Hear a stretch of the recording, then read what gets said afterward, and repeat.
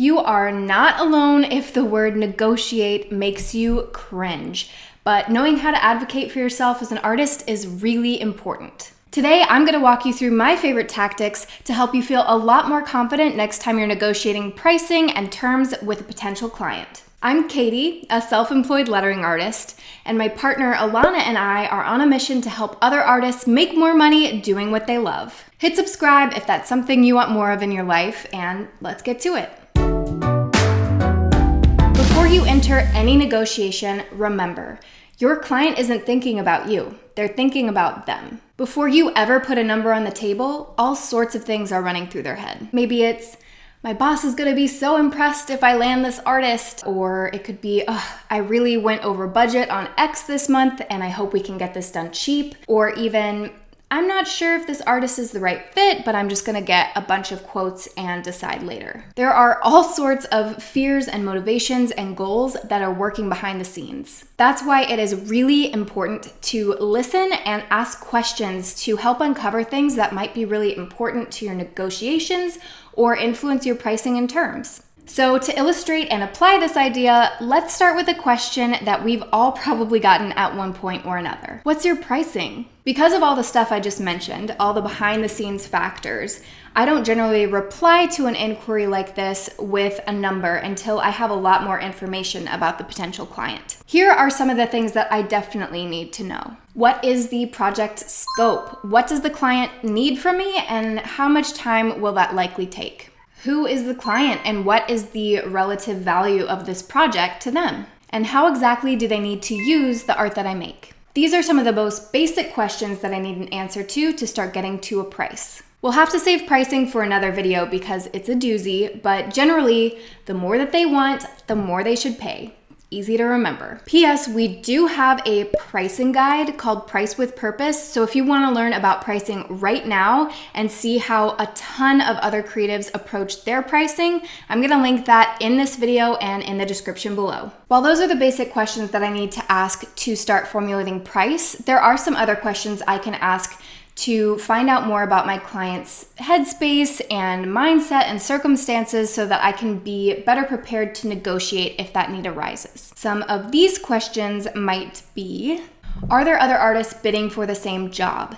If there are, I know that there might be more of a risk of me not getting the job based on my numbers or terms because they have other options. So basically, I might have a little less leverage. What is the client's budget? This question can be tricky because sometimes a client might say, I don't have one, or they might throw out a number that is way lower than where they really should be. This is still a very good question to ask because even if they're way below your numbers, you can still bring them up by talking them through the value that you bring. This is a really good glimpse into their headspace and where they're starting at if you can get a number out of them. Is this project definitely happening? Sometimes clients are just fishing for numbers to then look at and decide if they're even going to move the project forward. So how do you get the answers to these questions?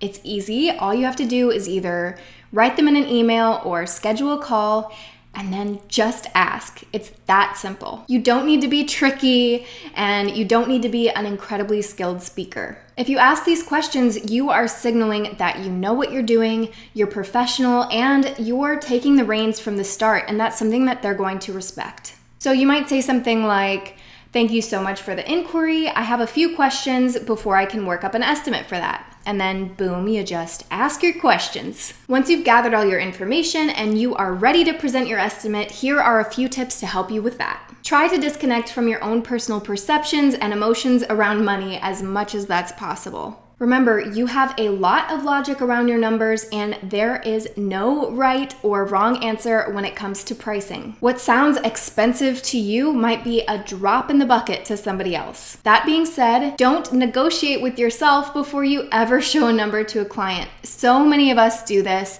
and we've already compromised and lowered our bid before we even show it to anybody else. Don't resist. Present your numbers with confidence.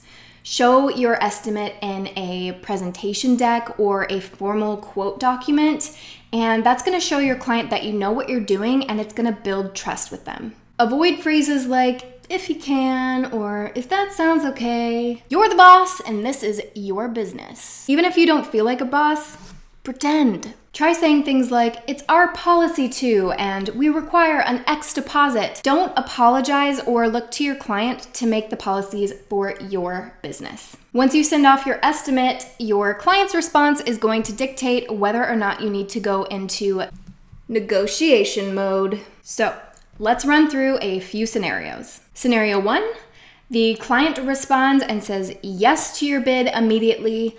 That's awesome, but maybe it actually means that you could have priced higher. Remember this, people only buy something if they think the value that they're getting out of it is worth more than the price that they're paying for it. It's just basic human psychology. So if you're consistently getting very quick yeses, that's awesome, but consider upping your prices in the future. Scenario 2, you get ghosted. This happens all the freaking time. This probably means that the client wasn't actually serious or that the price tag totally freaked them the flub out. And that is okay. I try to use these situations as learning experiences so I can get quicker at picking up on red flags and seeing that somebody might be a potential ghosting client. So if it seems like they might be, I might spend a little bit less time with them than some other clients in the beginning. But don't assume this is the case right away. Make sure to send a follow-up email because they might have just forgotten to respond. Scenario number 3, the client responds and says it's too expensive. So do not panic. This is probably a signifier that your pricing is in a good place. So now it's time to negotiate. Here are some ways that you could respond. To meet them at a lower price, maybe you could offer to reduce some of the scope of the project, or you could offer more limited usage terms. So if they are asking for a lower price, you can offer them less work. It's only fair. Option number 2, you can stick to your guns and advocate for your value. You could say, with a project of this scope, I'm unable to come down to that price, but here are some case studies of past clients that I've worked with so you can see how their investment has paid off for them. If you can share some examples, maybe about how your clients were tagged 400% more on Instagram after you installed a mural in their space, or how your product redesign led to 10 new wholesale accounts for your client. That is the stuff that really sells people on the return that they're going to get.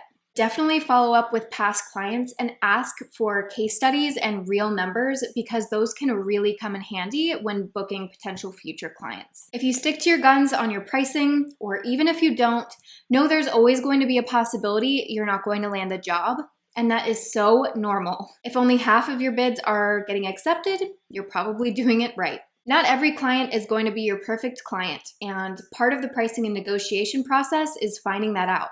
And in my experience, it is so much better to let the clients that you don't align with go rather than trying to force a square peg into a round hole. Those clients who make a fuss about the price or continually ask you to compromise, those are the ones that are going to drive you freaking crazy once the project starts. Learn to recognize those signs and let them go. I promise you, you are going to be so much happier and healthier if you do. I hope you're feeling much more confident about negotiating, and if you have any questions that I didn't cover today, please pop those into the comments. If there's one thing that you take away today, I hope that this is your business and you get to make the rules. Nobody else can tell you what your pricing should be or what your policy should be or how you get to negotiate. That's up to you. You don't need to be a master negotiator. You just need to listen, ask questions, and pay attention to your gut. You can do this, and we are here to help you along the way. Make sure you subscribe so you never miss our weekly videos like this one. We are artists who mean business, and we'll see you in the next video.